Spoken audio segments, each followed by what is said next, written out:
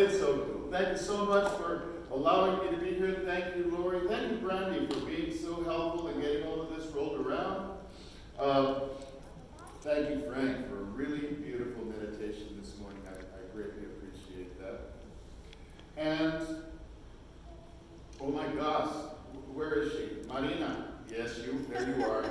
Yeah, we, obviously, y'all know this, but since I got here, it's like, I don't have to do a thing. Marina's taking care of all of it. So we decided, we Marina were talking, and we decided that she gets to have at least 1 foot massage a month. I'll do that for her. Thank you. Yes, I am. I'm going to use the title, Reverend David Allan Cruz. And I want to thank Reverend Karen Mitchell for inviting me out here. As was said, Karen and I went through practitioner training and ministerial training together. That were some of the most, and we did it under the gentle tutelage of Reverend Dr. James Mellon. And I got to tell you, that was some of the most challenging, intellectual, spiritual, emotional years of my life, and I loved every moment of it. It was not easy by any means, but wow, what an experience. And so, the thing is, as soon as I get my notes back up here, this is not a thing that I do on a regular basis. This is rather relatively unusual for me because I am not a public speaker as a rule, and I'm not a pulpit minister. I'm not even standing in the pulpit. I am a minister, but my ministry is usually practiced through my practice as a hypnotherapist. I see clients privately and incorporate the spiritual principles of science of mind in the work that I do as a hypnotherapist, as I work with my clients. Yes, I'm a hypnotist, but don't y'all worry because I won't do that voodoo that I do on y'all. Yes, I do. So if you happen to notice that you're feeling a little drowsy, a little sleepy, kind of daydreaming along the way, it's not that I'm boring you, it's that I'm hypnotizing you. Okay? So I do want to confess that I should turn this on. Marina's going, turn that thing on, turn it on. There we go. So I was not the brightest bulb on the ministerial Christmas tree. I'm going to confess that to you. You know who was? Oh, by the way, this is the title of my talk, Reaching Higher. You know who was the brightest bulb?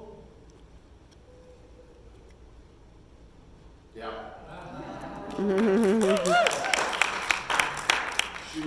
fact, she was more like the star on the top of the Christmas tree, or maybe an angel. Because Reverend Karen was always so clear, always had an understanding, was always able to not only understand, but to clarify and to explain so easily, so in depth, so beautifully the principles of science of mind. It was such a pleasure to be working with her, studying with her, learning from her. And that's not even to mention her talent as a singer-songwriter. She has written some of the most beautiful spiritual songs in the New Thought movement. I don't know how often y'all get to hear her, but she's an amazing singer. And by the way, lest you think that I know she's going to be watching this, maybe she's watching it now, lest you think I'm just buttering up Reverend Karen so that she might invite me back to sing with her. I am. Absolutely. But Reverend Karen is only one of several wonderful, amazing people that I got to work with, got to study with during the practitioner and ministerial training. For example, Reverend Allan has she spoken here? She is an in-demand speaker now across the country. She goes all over the place to speak. She's an amazing speaker, beautiful, beautiful person. I do hope that she'll be able to come up and speak for y'all at some point. She is reaching higher, just like Reverend Karen. And once again, the title of my talk is Reaching Higher.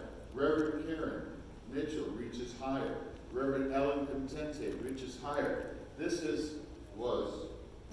Okay, let's pick it up. See? There we go. Now, Reverend Dr. Aaron yes, that one, was also in the class. And she's doing some amazing stuff online with her Society and with her morning talk show, Good Morning Allan. Reverend Aaron reaches higher. This lovely lady, Reverend Karen Frost, Reverend spoke in here. Reverend Karen Frost is an amazing mind, and I've had the privilege of co-founding Spirit Uncensored with Reverend Karen, which is now, since the pandemic, doing services, classes, and meetings online. Reverend Karen reaches higher. And throughout all of that, those are just a few of the brilliant minds that I got to work with while I was studying science of mind and going through my practitioner and ministerial training. And through all of that, through every part of it, through all of the ups and downs, there was this one other person that made it so, so valuable and so helpful to me.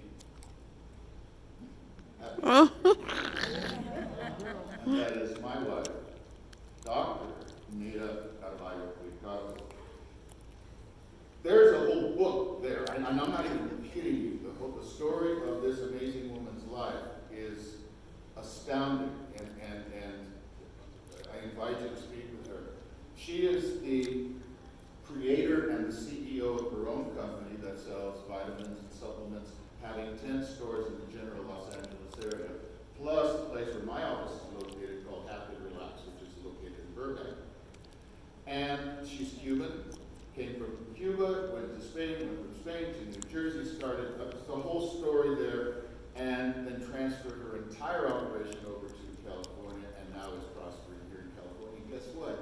I get to share her life. How blessed am I? So these are just some of the examples of people who are reaching higher, because my wife Neda is always reaching higher. By the way, if anyone should be a minister, she has a more natural understanding of the principles of science and mind of anyone that I've ever met. So, my whole journey through science of mind, becoming a practitioner, becoming a minister, was my way of reaching higher. But what the heck does that mean? When we say reaching higher, what exactly does that mean? Because the fact of the matter is, to the universe, there's no such thing as higher. There's no such thing as deeper. The higher you reach, the deeper you go. The deeper you reach, the higher you go. So what do we mean when we're saying reach higher? Well, I believe that in science of mind terms, reaching higher is reaching a higher consciousness. It's getting to know who I am, the truth of who I am, and why. And once I get to know the truth of who I am and the why of it, I get to move forward. I get to reach higher.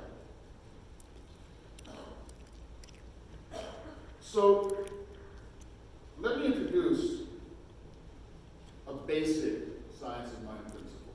Something that you all know, but I'm going to, gotta tell you, I love this stuff.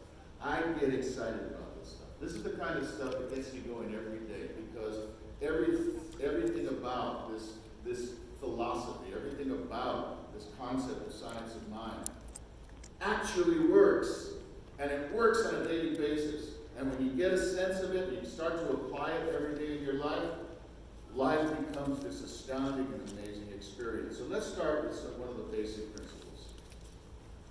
I am a spiritual being living in a spiritual universe governed by my use of the law of cause and effect. I am a spiritual being living in a spiritual universe governed by my use of the law of cause and effect. sometimes that word spiritual kind of gets people a little weird. Like spiritual, you know? And so when I'm working with my clients, I share this with them. When I'm working with my clients, I say, okay, fine, I get that. But what if we switched a little word here? What if we, instead of spirit or spiritual, we use the word energy?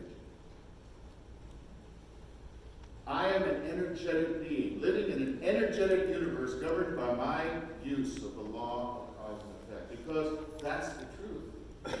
It's all energy. It's always energy working, manifesting, becoming, moving in dynamic form. That's what it is. That's what we are. That's what I am. That's what makes this day the best day ever. Moving the energy of life. Recognizing that the energy is the spiritual essence of I am. But the law of cause and effect. The law of cause and effect. Sounds great. What does it mean? One of the things that I do with my clients is always help to break it down. Let's make the basic understanding so that we can know how to use this thing. So the law of the cause and effect means the creative process. Meaning that I am part of, the universe is always in the process of creating. That which is God is always in the process of creating. That's what it does. Never stopping, always manifesting, always getting the energy, putting it together and creating something new. And I am that. And I am a new being today because I'm not the same being that I was yesterday. And always this creative process is moving. Always this creative process is happening. That is the law of cause and effect. And when I recognize that and I make use of that, I am in control of the creative process to the degree that I can. Because I am also the mental equivalent. The mental equivalent. Meaning that whatever my mind focuses on, whatever I'm paying attention to, whatever is in my consciousness at any given moment is my reality. What am I focused on? Ernest Holmes says that life is a mirror reflecting back to the thinker that which he thinks into it. Think about that. That's what's going on at all times. That's what's happening right now for y'all as you're observing me. Each of you individually creating your own interpretation of what it is that I'm saying. Creating your own response or your reaction to how you feel about what I'm saying. And as I'm standing here looking at y'all, looking at your beautiful partial faces, I too get to experience this as my mind interprets it. I am mentally equivalent.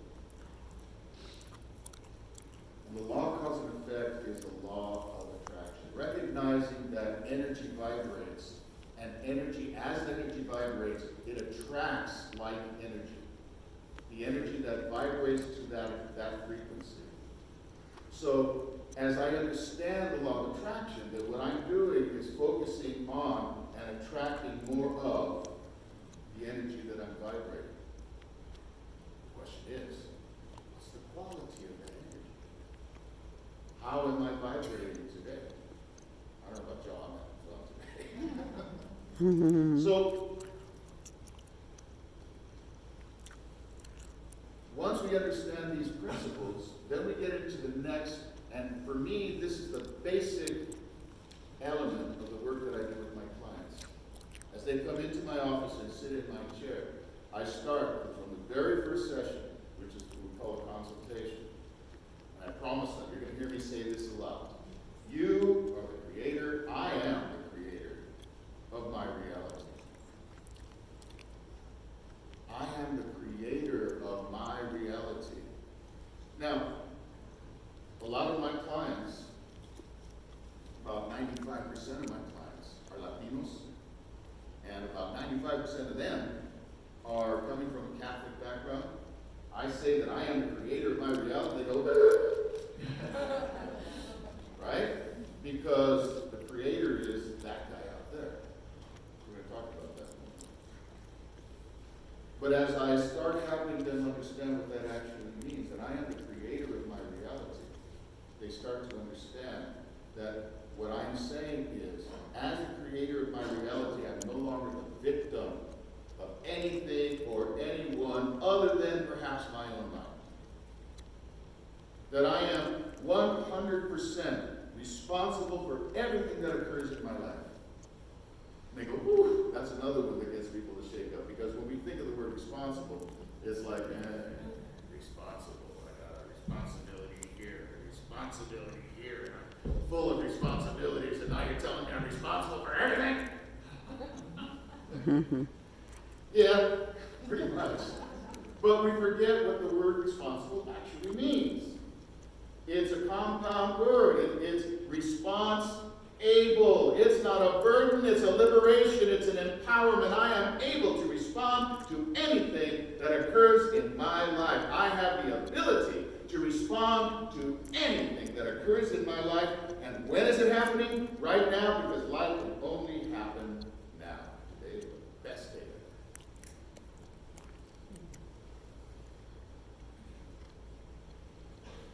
So, when I know that I'm the creator of my reality, I start to recognize that reality is perception. That's all it is. That's it. I ask my clients sometimes, what is reality? And they, well, it's you believe that, and you see this, and it's what's really happening, and you're paying the bills, and you're having to do that, and you start writing this whole book of what they think reality is, and I say, stop. I'll tell you with one word. Reality is perception. That's pretty much all it is. As you perceive any given moment, as you interpret that moment, as you understand that moment, that becomes your reality. Take a breath, please.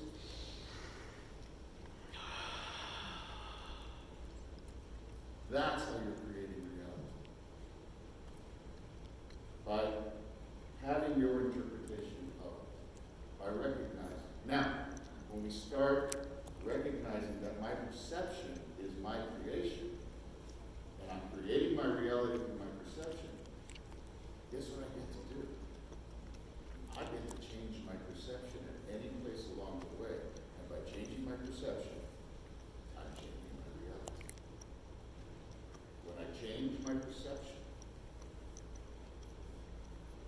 I change my reality. Take a moment, think about something that's going on. I was just working with a client just yesterday whose perception of certain members of her family create tension and anxiety within her because she doesn't like what they're doing. She doesn't like the way they think or what they want to do, what their way of expressing is. And she feels tension and she's unhappy and she's tight and she's uncomfortable, and she comes to me and saying, I'm so full of anxiety because that's on the part of it. And as we start to discuss this, as we start giving her the options of looking at all of that in a slightly different way, as we just do a little tweak of her perception,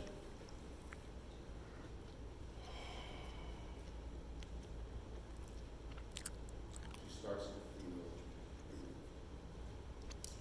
breathe, please. And notice that calmness, notice that lovely feeling that goes on whenever you breathe. Breathing is a big part of my work as a hypnotherapist.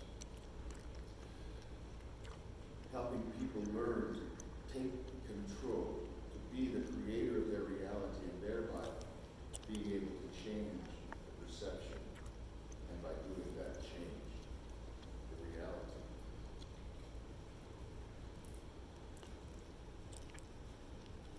Several years ago, 2 or 3 years ago, my wife and I had the distinct pleasure of being in Rome and going to the Sistine Chapel. How many of y'all have been to the Sistine Chapel? Amazing, right? And by the way, the Sistine Chapel is a whole yoga exercise. Once you get inside, you're not, you're like,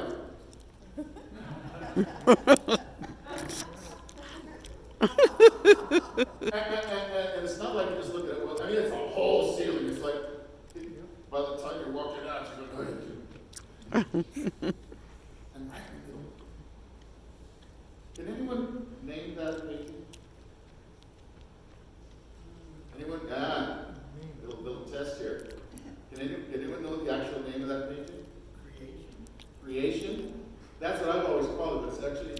Carballo-Ricardo, the creation of Adam.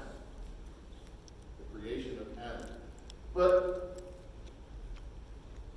most people know it as the creation and or the creation of man, right? The creation of humanity, because we want to be gender non-specific here. Creation of humanity. Whenever I look at that, I can do a whole stand-up routine on it. I mean, check it out. Really?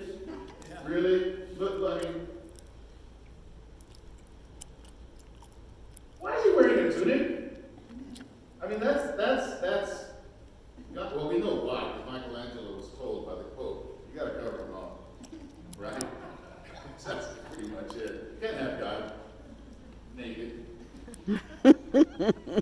And check out, so his right arm is reached out over here, right, and that thing, but look where his left arm is. Yeah. In my barrio, where I come from, that would be my ruga. It's in my ruga. Y'all would call her girlfriend. But check out what she's doing.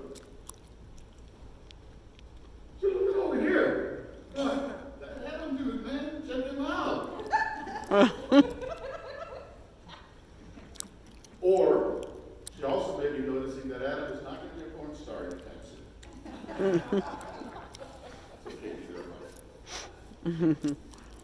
So many other things going on in that painting. But most of us perceive the painting as God creating man. And I grew up Catholic, so yeah, man, God created man.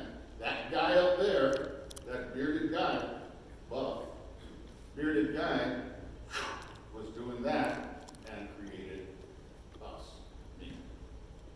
Accepted that for years. Until that time came. That I bet you most of y'all went through. When you're looking at some of these ideas and going, oh, it doesn't really work that well for me anymore.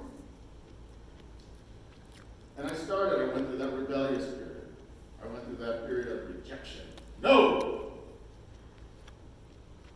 And I started looking at that painting and I'm going, you know what? I don't think that's God creating man. I think that's man creating God. Yeah. Ooh. Ooh. Huh? Some people's heads explode when they tell that. Man creating God. That in my mind it was, we as human beings felt so confused and helpless and weak and scared. We needed to have some kind of thing to reach out to, and so we imagined and created this thing called God, and therefore we created religion, and we created all of the stuff that we experience most of our lives that guide our lives, even if we're not particularly religious.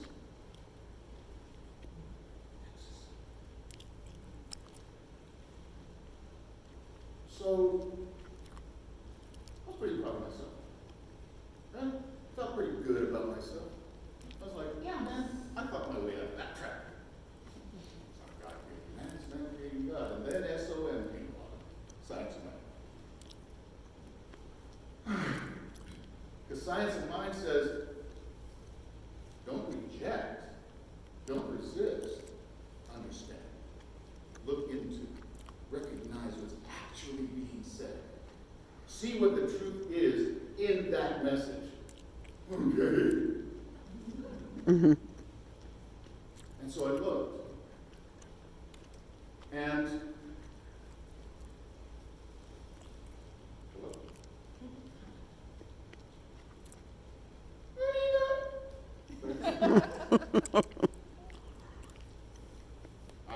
That's right. There we go. So I looked.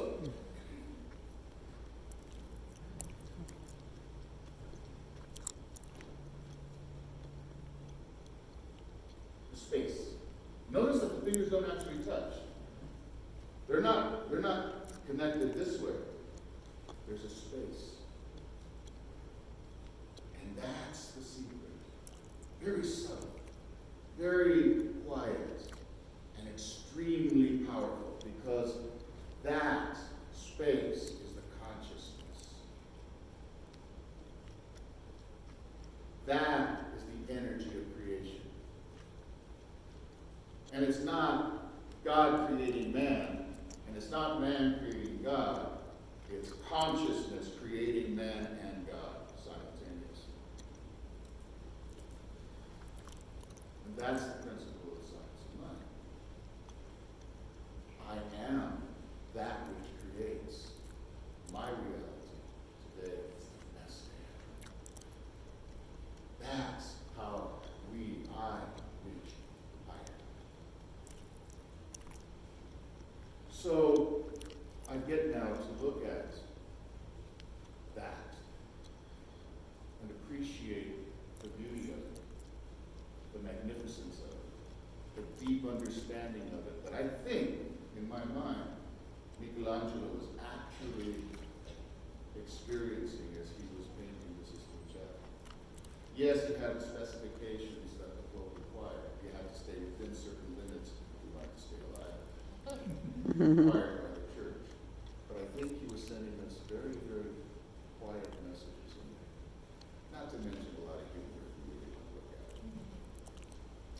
So, this is a question that I ask my clients to think about and to learn and to practice. What can I do to create more peace, more love, and more happiness for myself and for those around me? This is, think about this. Take a moment. Just take a moment. Don't keep your eyes open. Fine. You want to close your eyes. Think about what would happen in your world if you ask this question wherever you were at any given moment. What can I do to create more peace, more love, and more happiness for myself and for those around me? Right here, right now, at this moment. How would that affect my relationships? How would that affect my business? How would that affect my time in traffic? How would that affect my acceptance or resistance of 110-degree weather? How does that help me to accept myself? What can I do? That first part is a question in itself. What can I do? And within that question is the declaration, the understanding. I can do something. And I have all of this possibility available to me at any given time. What can I do to create? I am the creator of my reality. Always create. And by the way, we can never not be that. Think about that. You can never not be the creator of your reality. You're always doing it. Always doing it. Here's the difference. Many of us, unfortunately, are doing it unconsciously.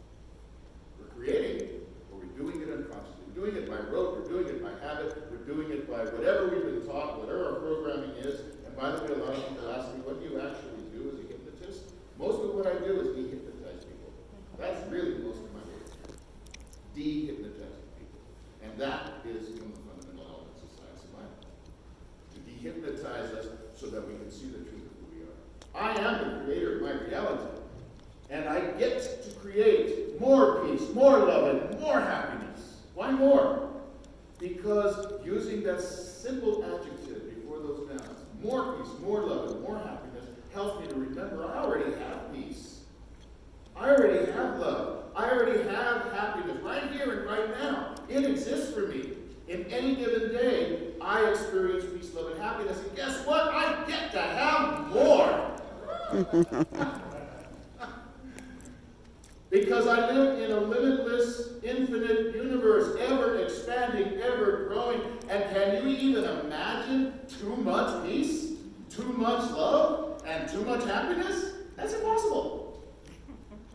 I get to have more and more and more. And I get to enjoy it for myself. Because if I'm the creator of my reality, who am I creating for? And people hear that part and say, ain't that selfish? Yeah.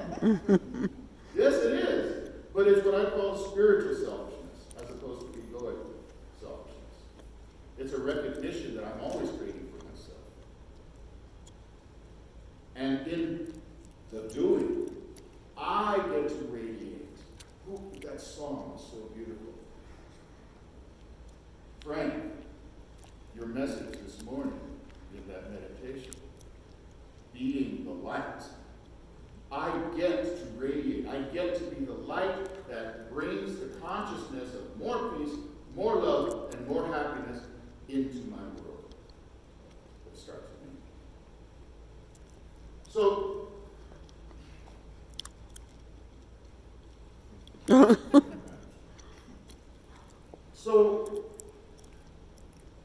here are the spiritual principles, the tools that help me to create more peace, more love, and more happiness. And this, Reverend Karen understands this so beautifully that she wrote a song about it. I don't know if you've heard that song. It's so powerful. And this was a revelation received by Reverend Dr. James Mellon. I think he was working on a treadmill or something, and it's kind of hit him. The spiritual principles, the tools. I say to my clients, these are the tools that help you to create more peace, more love, and more happiness. Those are the goals. These are the tools. Love only. Forgive. Everything, boy, is that tough. And remember who you are. Remember the truth of who you are. Again, take a moment. Take a breath. And just imagine what life might be like if from the moment you woke up to the moment you go to sleep, all you do is love. That's it. Wherever you are, whatever you're doing, whomever you're with, love. Now, I can do a whole hour of that and more, because love doesn't always mean like. You don't have to like everything. You don't have to like everyone. As Reverend James says, sometimes you love highest and furthest. Yeah. Those are my life. But you love. You love. No room for hate. No room for resentment. No room for desire, revenge, or getting even, or that kind of thing. It just doesn't exist, because that's uncomfortable stuff. I choose to love. I choose to love today. I choose to love right now. Take a moment and just decide, and notice what it would feel like if you made that choice right now, just to yourself. Today, I choose to love. Love them. Forgive everything. I'm a Latino. That's tough. Because a big part of our culture is that macho, and you mess with me, I'm going to get you back, man. you don't, I'm saying this, you don't mess with me. That creates that feeling inside, doesn't it? Carrying the resentment. So many people, so many of my clients come in, and what the real thing is, they've been carrying this resentment for so long. And once they get the permission to let it go, and they learn how, and there's a technique. You have to kind of practice this stuff, and practice certain techniques, including physical techniques. Breathing is a big one. You get to release that. Remember who you are, the truth of who you are. You are such magnificent and wonderful creatures. Because here's the truth. You are the creative process. You are the creative process. You're doing it now. You're doing it all the time. Recognize it. Make use of it. Get control of it. Become the master of it. You are the creative process. You are the mental equivalent. You are using the power of the mind right here and right now and all the time. And whatever it is you're experiencing, that's your creation.